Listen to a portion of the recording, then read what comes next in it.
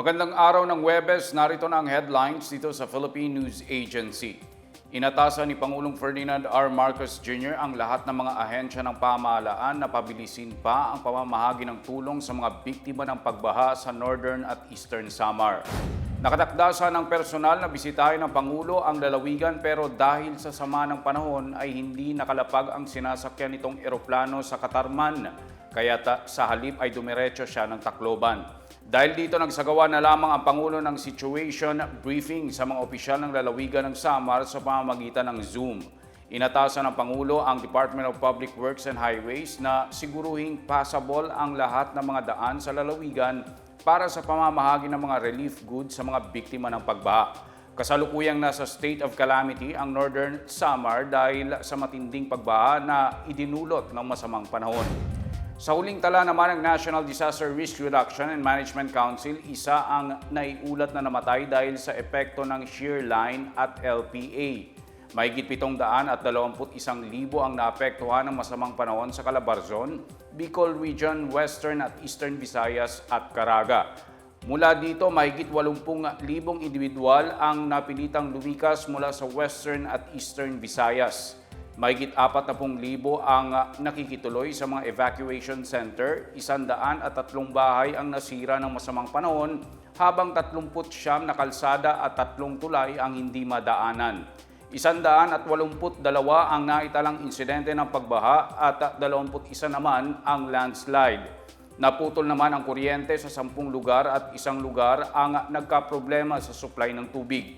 Putol din ang linya ng komunikasyon sa 4 na lugar.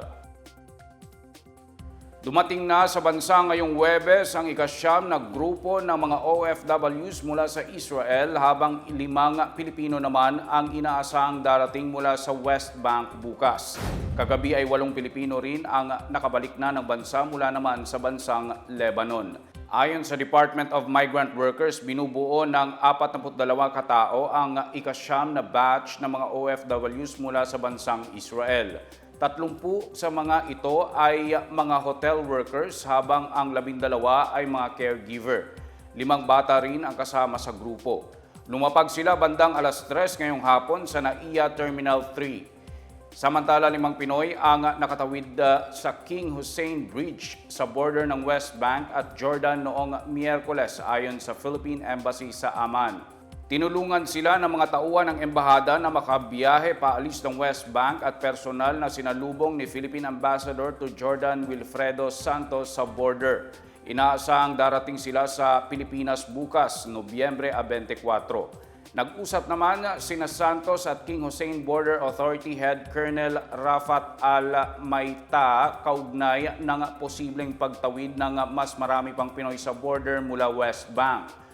Pasado 10:00 naman kagabi ay 8 OFW din mula sa Lebanon ang dumating sa Pilipinas sakay ng Qatar Airways.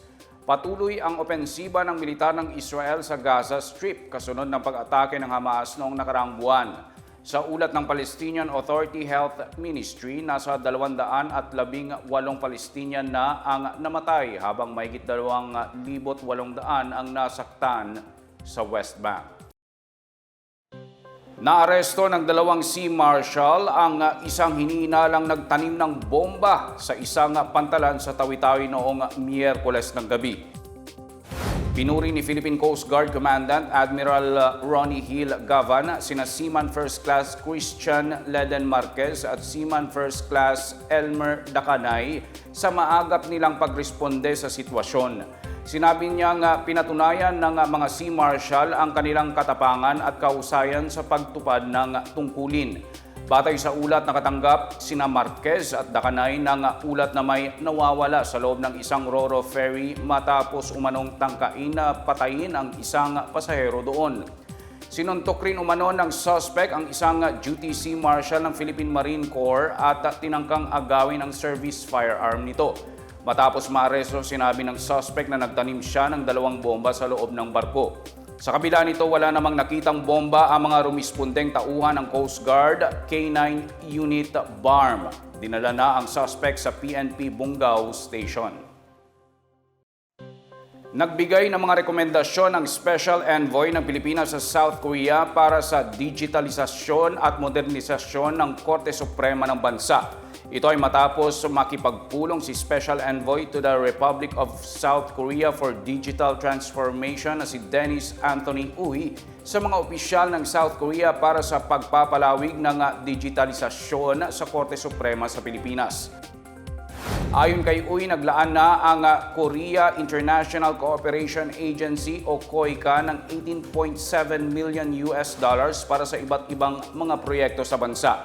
Nagpahayag din umano ito ng interes na pondohan ang pagsasagawa ng pag-aaral at pagbuo ng IT roadmap para sa hudikatura ng bansa. Sa memorandum na ipinadala nito kay Pangulong Ferdinand R. Marcos Jr., sinabi niya na bagaman malaking tulong ang ipinagkaloob ng KOICA, hindi sapat ang pondong nakalaan para sa nasabing proyekto.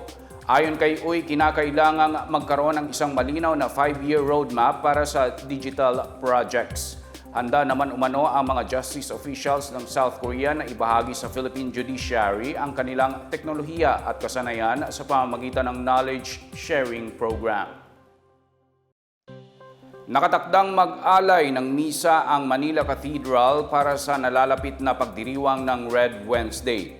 Anila ito ay para muling pagnilayan ng mga deboto ang patuloy na panganib na kinakaharap ng mga Kristiyano sa iba't ibang panig ng daigdig. Sa payag ng pamunuan ng Manila Cathedral, pangungunahan ni Monsignor Bernardo Pantin ang nasabing misa na magaganap alas 6 ng gabi sa ika-29 ng Nobyembre. Si Monsignor Pantin ay siya ring tumatayong Secretary General ng Catholic Bishops' Conference of the Philippines. Ayon sa simbahan, binibigyang diin sa tema ng pagdiriwang ngayong taon ang suporta ng simbahan sa lahat ng mga Kristiyano anuman ang kanilang kalagayan sa buhay. Samantala, inaanyayahan din ng Aid to the Church in Need o ACN Philippines ang mga deboto na makilahok sa okasyon. Unang isinagawa ang Red Wednesday ng ACN noong 2015. Ayon sa ACN, mayroong humigit kumulang 250 milyong Kristiyano sa buong mundo ang nalalagay sa panganib at naharap sa diskriminasyon dahil sa kanilang pananampalataya. At yan ang pinakabago at pinakamahalagang balita sa mga oras na ito, hatid sa inyo ng PNA Headlines. Para sa iba pa mga balita at impormasyon, bisitahin lamang ang aming webpage pna.gov.ph o ang aming Facebook at X account na dating Twitter na Philippine News Agency. Ipinapalabas din ang PNA Headlines sa Facebook page ng serbisyo. Mapapanood din ang PNA Headlines sa pamamagitan ng link sa website ng News and Information Bureau sa ilalim ng PNA News, sa YouTube account ng Philippine News Agency at sa Facebook page ng Presidential Communications Office o PCO. 32 days na lang Pasko na. Ako si Wilnard Basilonia, ito ang PNA Headlines, nag-aatid ng mga balitang nagbubuklod sa bagong Pilipinas.